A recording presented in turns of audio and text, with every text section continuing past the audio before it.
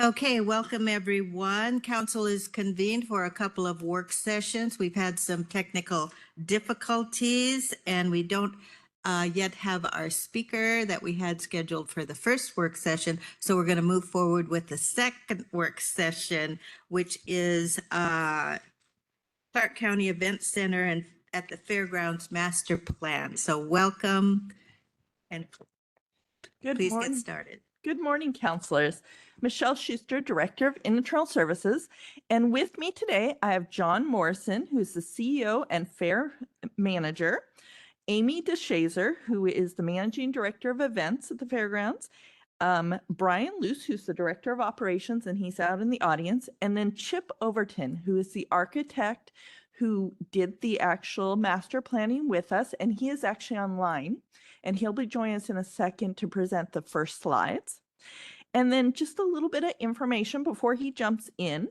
So back in 2021, we went out to an RFP to obtain an architectural firm to help us with the master plan for the fairgrounds. It was supposed to take about a year, but because of COVID and the delays of having to put off one of our fairs, we did have to extend this out so that we could have an actual fair be seen by the architectural board and get information from the public and our stakeholders. And so the report was finally issued in September of 2023, and that's what we'll be discussing today is the master plan report. And this is the third master plan that has been done over the many years for the fairgrounds. We have had to move on and do new ones because things change. And so as I said, this is the third one. And now I'm going to pass it over to Chip Overton, who's the principal with Kiefer Overton Architects, and they helped us do this plan. Chip?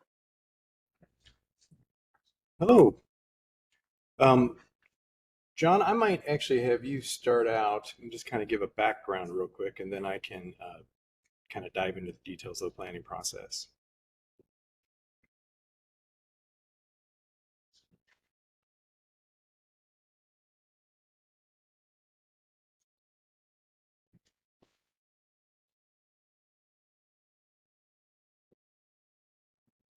There we go.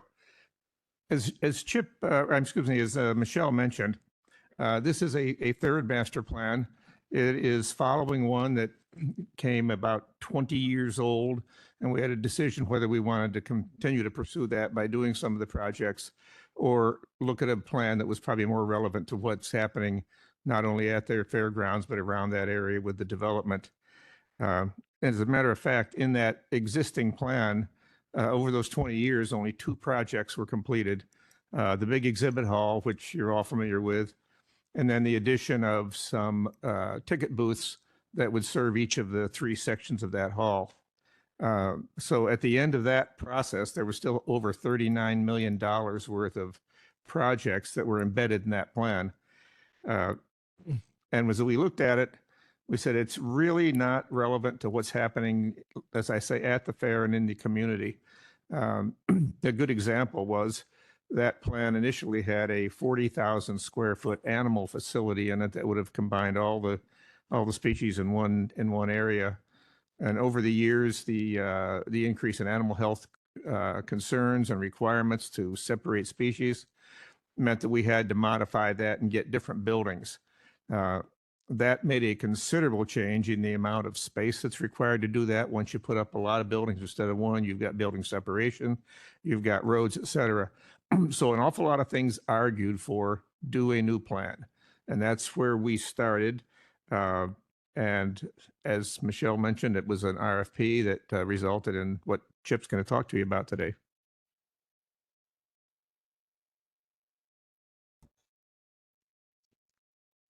Thanks, John.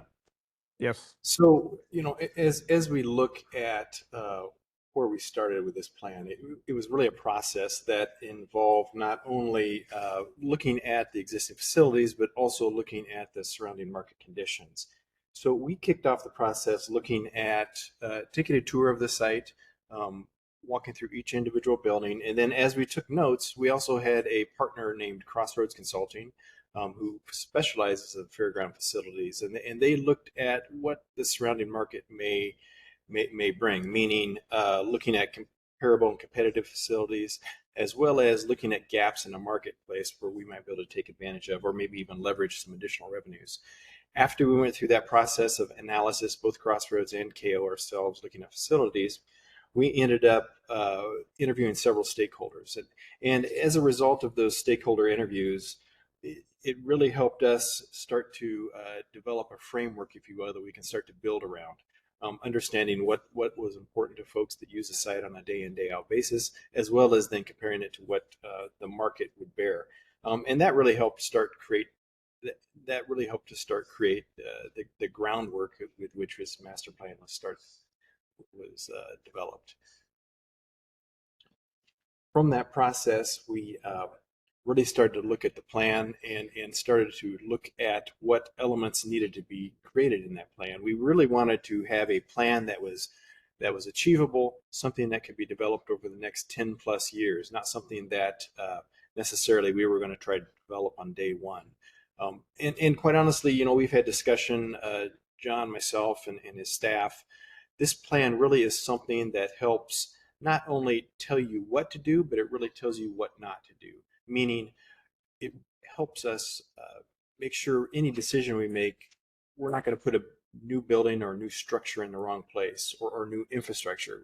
We don't want to build something that we have to tear out in the near future. So bottom line, we want to create a very flexible, multi-use, first-class facility that can continue to have the fair, as well as look at other avenues and explore other avenues of revenue.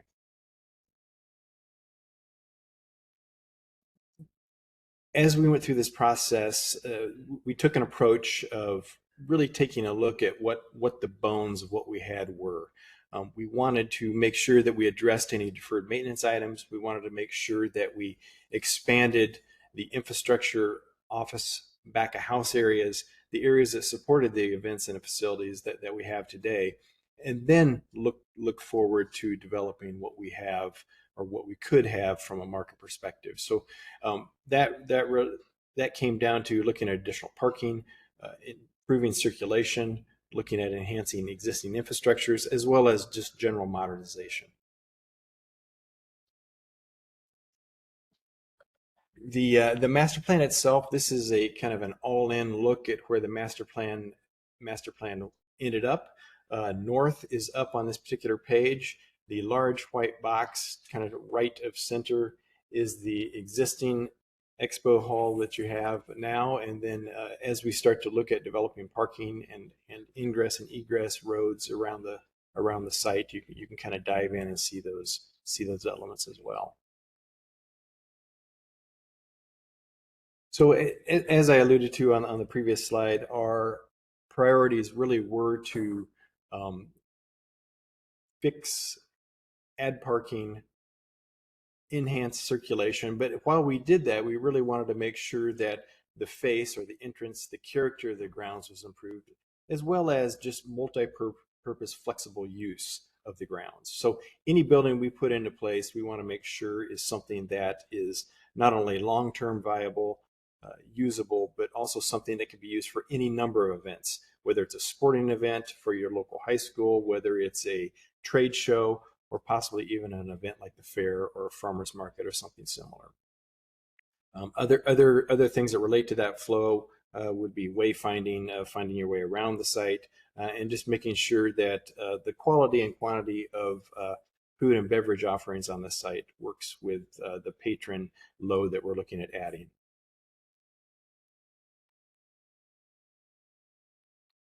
Additional priorities revolved around making sure that not only did we have continued site improvement, but we wanted to make sure that we continued to look at the economic conditions of the site. And one of the ways of doing that and making sure that the programs that we were looking at adding improved not only revenues but use, we're looking back at that market study. The market study actually started to tell us that the fair was actually the first and foremost leading revenue driver on the site. But there is opportunity for other small animal shows, dog shows, as well as medium-sized business-type trade shows. And we also see different club and high school use as well. So I think there's a real kind of regional reach that the event center can have, and we want to continue to maintain that reach. The way we can do that is through enhancement and working through creating the facilities that we have. And through that, we've created a phased process. That phased process is really looking right now, is actually already started to be implemented as we add on to the expo building and add offices. We're going to eventually remove the old offices, build new offices, which then, of course, it creates an entire domino effect of other areas of the fairgrounds where we need to look at removing old infrastructure and rebuilding new infrastructure. But all of those wheels are in motion now, and we're starting onto that phase one.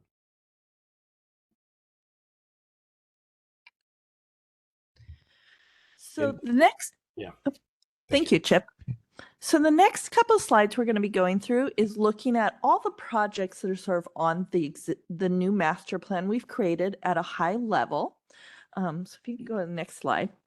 So this first slide, you'll see these are things that need to be demoed on the property to make room for new facilities or remodeling of existing facilities, and also buildings that need to be renovated.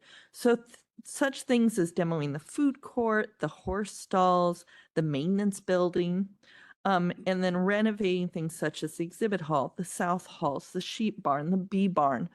And on here, there's about $500,000 of demolition projects and about $21 million worth of renovation projects. And just a disclaimer about the figures you're seeing here. These were developed during the master plan phase 22-23, and we do know that due to inflation, tariffs, market conditions, salary and benefits, L&I, taxes, that these are on the low end now. And so we will, once we bring these projects forward to you over the next 20 years, we will make sure that they are adjusted properly for the market.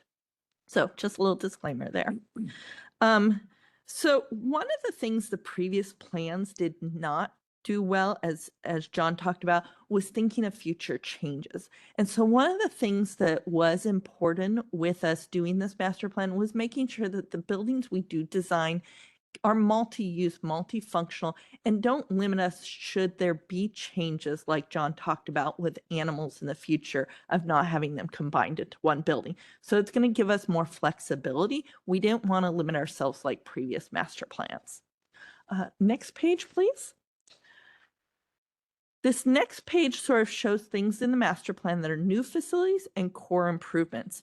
And so these are things such as the Fairgrounds Management Office being added, a new covered pavilion that'll act as the food court area, new maintenance building, new ticket booths, and then core improvements are upgrading the actual site and some of the site work that's out there, such as the wastewater pump station, the stormwater facilities. Of the new facilities, there's about $44 million called out new facilities. And then for the facility core improvements, there's about $12 million called out here. Next slide, please. And then the next slide sort of goes over some of the parking and roadway improvements that were called out in the master plan. In the parking area, it does show that there's approximately $77 million of parking structures. And we do realize with the money we have available, that's probably not going to be feasible, but we did have them call out all possibilities in this master plan. And on here for the parking, there's about 87 million total projects, and for roadway improvements, about 2.4 million of projects. So in total, what you're seeing on these three slides is about $170 million worth of possible projects for us to accomplish. And just so you know how that relates to our funding, so we have Fund 1026, which is the Exhibit Hall Fund, which is dedicated revenue to be used only on this site. There's currently just over $19 million in that fund, and we have the ability to collect through the tax base that this is based on another approximately $64 million through 2042. This revenue cannot is not only used on project stuff, but it also is our major maintenance and capital for renovations, in addition to the ones you see here for the fairgrounds. And it also supplies the fairgrounds with about $600,000 per year to do their normal operation and maintenance at the fairs, such as small patches, purchasing different equipment that's needed for the fair, just to run the operations out there and the facility operations. So overall, if you take that 600,000 we're committed to providing them, that leaves us about $70 million in this bucket once we collect all the revenue to use towards projects on this master plan or major maintenance that needs to be accomplished over the next 20 years at the fairgrounds. And then we do have another fund, which is Fund 1003, and that is just our operational fund for the fairgrounds. And that currently, because of all the good years they've had recently at the fair, currently is sitting at about just under $2 million of fund balance that can also go towards maintenance type items or purchases if need be. Next slide, please. So the next slide, we're going to move into looking at some of the current projects that are happening out there. Some of these are on the master plan and others are just things that we have been planning along through the years. Next slide. So currently we are in the process of working with an engineering firm to design new parking lots for our parking lot A. Those bids are going to go out in the fall of 2025 and we'll cover the parking lot A. And that project is estimated to be about $4.5 million. And the council has already approved that project and committed the funding to it from the Fund 1026. We are also working on the E-Barn roof repairs. A&E for the administration building, which is part of the master plan, also the parking and the administration building, both called out on the master plan. And then we'll be coming back to you next year for the actual construction dollars for the administration building. Lighting upgrades are also being worked on. And then some of the things that we've done the last couple of years is updating the orange, blue, green, and yellow ticket booth, the purple gate, replacing the sheep barn and the South Hall roof, tree removals by the horse stalls, carpet in the entryway of the expo hall, purchasing a hook truck, purchasing a water truck, and locks on the horse arenas. So we've been busy out there completing projects that have been approved by the council. Next slide, please. This next slide just sort of shows some pictures of existing parking lot A that we're in the design phase for, and this will be improved greatly once that project is done. We're hoping for construction in October as long as weather holds. This one does have to be staged around all the events out there. Next slide, please. And this sort of slide goes over some of the repairs and equipment that we have been doing this year. And this includes the B-Barn remodel, some network switches at the grandstands, grandstand speakers and crow's nest electrical, a new public address system on the grounds, asphalt repairs around the interior of the fairgrounds. So this would be sort of the concourse through the different buildings when we talk about the asphalt repairs. The exhibit floor is being refinished. And then, like I said, we've purchased some new vehicles for them this year, including the water truck, the hook truck, and a utility terrain vehicle. And then the next slide just shows some pictures of the types of projects that I just called out that we're working on there for them. And then some of the conditions of the E-roof. Yeah, the conditions of the E-roof of why we're repairing it. And now we're going to talk about some future projects we'll be coming back to council for in future budgets. And so for 2026, we will be coming back to the council with asks for the B-Barn network switches, asphalt repairs, livestock pen replacement, horse arena and stall bar lighting replacement, replacing the event center gutters.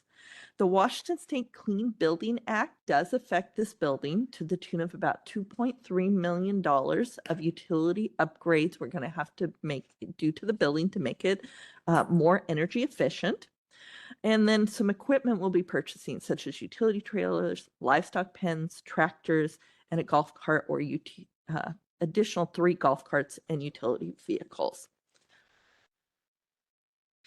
And then our big project for next year, as I've mentioned, is we're in the design phase right now, and we'll actually be coming back to you in just a couple weeks for the architectural and engineering for this building. So you'll see that at a council meeting soon.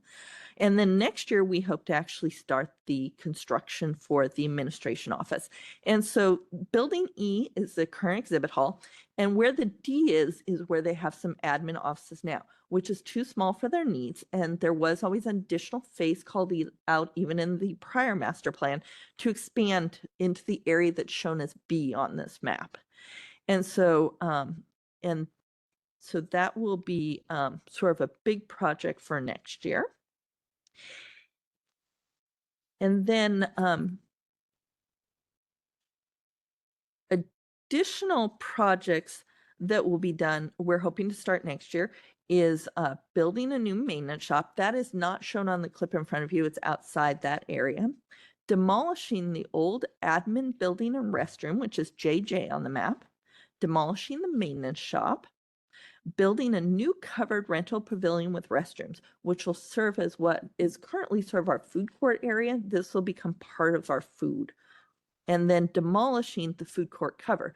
And we sort of have to do them in this order because there is a trickle effect, because we need to build the new maintenance shop before we can tear down the existing one. We need to build a new food court before we can tear down the existing one. So this sort of goes in the order we're planning on completing some of these master plan projects. And then this next slide sort of shows you the estimate cost. And as I said, these are rates from 22 and 23. So we know that these are on the low side. So the admin office, we're projected to be spending about $2.7 million plus architectural engineering. The new maintenance shop is estimated at $2.1 million. The demo of the restrooms in the old admin building, $65,000. The demo of the maintenance shop, approximately $25,000. The new rental pavilion is at just under $6 million, and the demoing of the food court is just under $100,000. So these are the first projects we'll be coming back to you that we're looking at doing off this master plan. And that finishes our actual presentation to you. Next slide. And so do you have any questions? Thank you very much. So counselors, any questions? Please go ahead. Yeah, thank you for that. I'm just trying to get a grasp of the money needed for this. So it sounds like there's $170 million of total projected possible projects, and we have the ability to collect through 2042 up to 70 million of that. And is some of that new taxes, or is that existing revenue that's expected to come in? It's existing revenue that's expected to come in. This is a lot of this is based off a hotel motel sales tax branch that is already funded. Yeah, that's already coming in. Currently in the fund balance, we have just over 19 million existing, and then there will be at approximately 63 million of additional based on current projections that'll come in through that 2042. And so we do know, just like prior master plans, we'll never have all the funding to do all the plans on here. And so that's why we will have to prioritize and figure out what makes the most sense to be done out there, what will bring the public to the site, what will make the money to support those. And so we will, evaluate everything that's in this master plan and bring forward things that do make sense to do. And we do realize, like the parking structures, we realize that's $77 million. There is at this time parking on the site. We do need to improve the parking lots, but we don't see the need to probably put in the actual parking, structures out there. And so stuff like that. There's also a call in this master plan, possibly buying property around should it ever become available. We do know that the footprint of this will probably never grow. And so that's money we wouldn't have to spend. That's on the master plan also. So. Thank you. And is new potential revenue calculated in these estimates? As far of costs to offset some of the costs? So basically, we have the revenue base, and that's all we have to work with at this point is the current revenue base and the base we know we'll be collecting over the years. And so Okay. that's why we know we won't be able to accomplish everything. We're not going to be able to do 200 million projects where the max revenue we'll have is $80 million. So Right, but the possibilities of trade shows and dog shows and high school activities, were those calculated in the So- projected revenue? So those just basically fund the Fund 103, which is our operational fund, the staffing out there, the ongoing daily costs. So our rates don't typically cover the construction cost. That's funded from the other one. So no, the Okay, rates thank would you. not cover these. Other questions from council? Go ahead. Yeah, I got a few of them here. So I have a question real quick, and traffic is a major issue. And this is a plan looking pretty far into the future, and I'm for the most part I've just kind of heard about ways of kind of doing little ways of mitigating that traffic. But have we looked at any really creative ways that we all know will cost money, but that we could potentially lobby the state for looking for grants and things like that to maybe make a fundamental change in the traffic pattern out there to alleviate that stress and to accommodate for the growth that we know that's going to be coming in? Not that I'm aware of, John. I don't think there's a formal process going. Gee, I don't think there's a formal process going that way, but you're exactly correct. We're kind of a facility that has one way in, one way out. We're limited by that. Excuse me, we're limited somewhat by the agreement with the amphitheater of what number of parking spots they need to have, what's involved in that, and of course the 6 months that they operate the parking lots as opposed to the 6 months that I do. It is something we really ought to look at because any of you who have been out there know it's, like I say, it's one way in and one way out, just about. We've got some ideas this year on how to empty the fairgrounds at the busiest time down to the south and out now that 10th Avenue's been done. But we look at it every event to say, how are we going to manage this? And I totally agree. We ought to have an ongoing process with WashDOT. I think coming up, the construction of the roundabouts is going to be something that will impact things significantly out there. Great, thank you. And I would suggest also maybe working with our community planning department and, just because when I'm looking at like a 20-year plan, I mean, this is something that has to be done. We can't continue to limp like we are with that traffic. So I think that even though we may not have an identified source of funding for it, it still needs to be planned for so that we can look for that funding potentially. And while it's not directly in and out, that John had mentioned, we have the corridor there that WashDOT is looking at for 179th that needs to have all the updates. So hopefully that will also alleviate because if anybody drives up I-5 on an event day, you're backed up on I-5 as well. So hopefully the state will continue moving forward with that Yeah. funding. Counselor Young, I will mention that Steve Gallup, I know that Michelle, when we talked about the master plan, they're going to start interfacing. We interface with Empathy. I know John talks to Public Works as well for the road, but we will be involved in some of that conversation as we look forward to the roundabouts, as John mentioned, and all of the 10th being open does alleviate that, but we'll have to keep planning on every phase of 179th and the impacts that that's going to cause. Okay, and then one question I had kind of related to that, and I will assume I'll get an answer later, but I was curious whether the event center in this plan is considered as part of the comp plan update, but I can get that answer later. Yeah, we do have to update the comp plan in the facility section so that we can use the money towards these projects. So we do have to update, I think it's section F. It's the capital facilities Okay. plan. And then I was curious if is there a way, it may not be possible, but is there a way that we can update the plan just with more realistic numbers now instead of like kind of piecemeal finding out what they're going to be in the future as the funding is requested? I mean, it's hard to say over the next 20 years what will Right. happen. We could update them today and next year something changes Something different, again, yeah. and we'd have to look at updating them again. So, It's tough Yeah. to plan with Yeah. inflation. And I think it's important also to note, as council, if you recall, you approved some of the funding for this year during the budget process. So during the annual budget process is a great tool to actually reevaluate what's on the plan, what makes sense, what changes, and then we'll communicate that through the process for council's direction. And I was also wondering, just kind of a little bit in addition to Councilor Little's comment, have we looked at any other potential sources of revenue? I mean, have you extinguished all opportunities? Is there something that could be created, something added to where we might be able to move through with the plan a little bit quicker? I mean, one of the things we can do is we can take basically a loan out on the money that'll be collected over the next 20 years, and then it's actually, paid back by the taxes that are collected over the time. So we have had some conversations with the treasurer's office about that already, of if we do want to move forward with quite a few and there's enough to lump together that we can fund it that way. But we still have to have that revenue stream to be able to pay that back, which at this point is limited.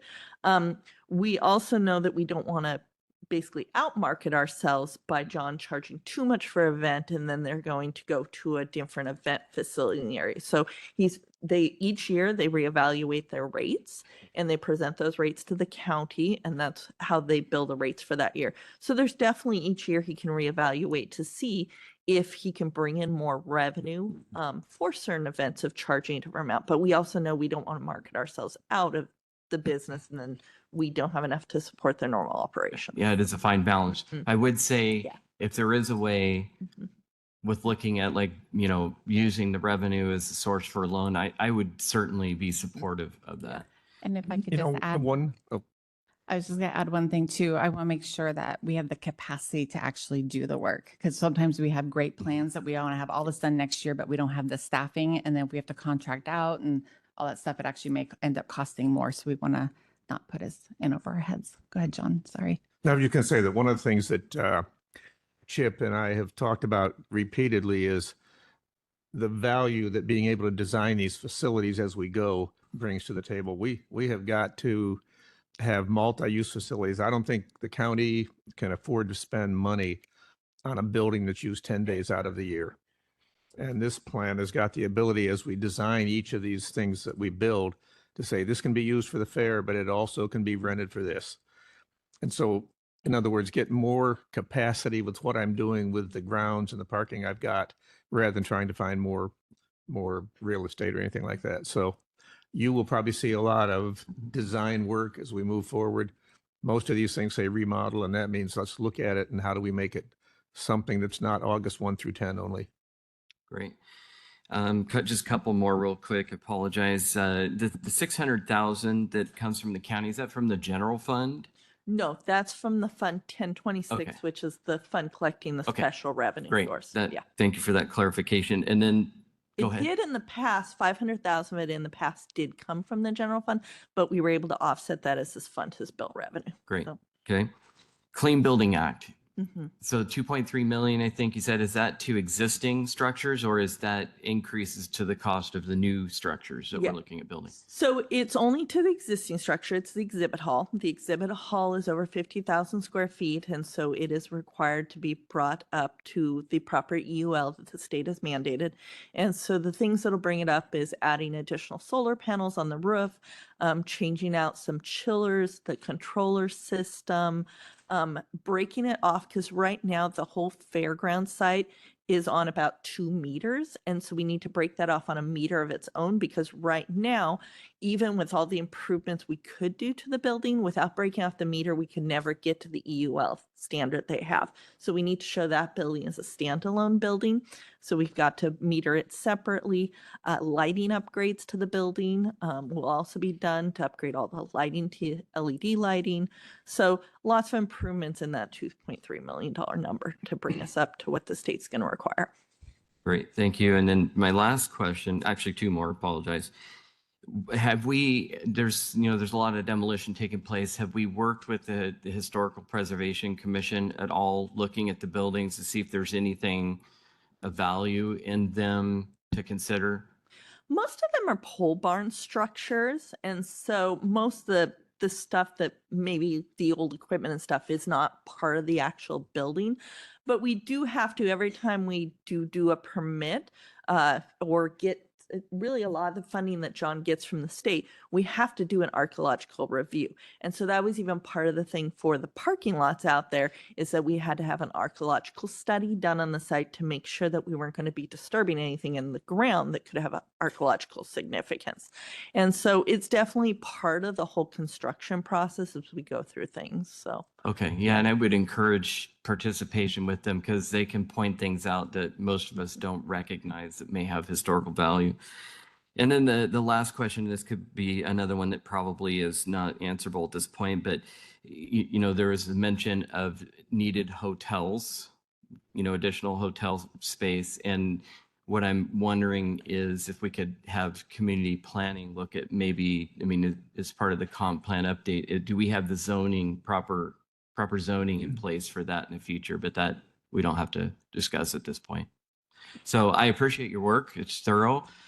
I appreciate your dedication to this because this is something that's going to take a long time to build out. And I'm fairly certain that I won't be sitting here when all of this gets done. So I appreciate your dedication, even though a lot of that work that you do, you just don't see for a very long time, and potentially not while you're a part of it even. So thank you very much.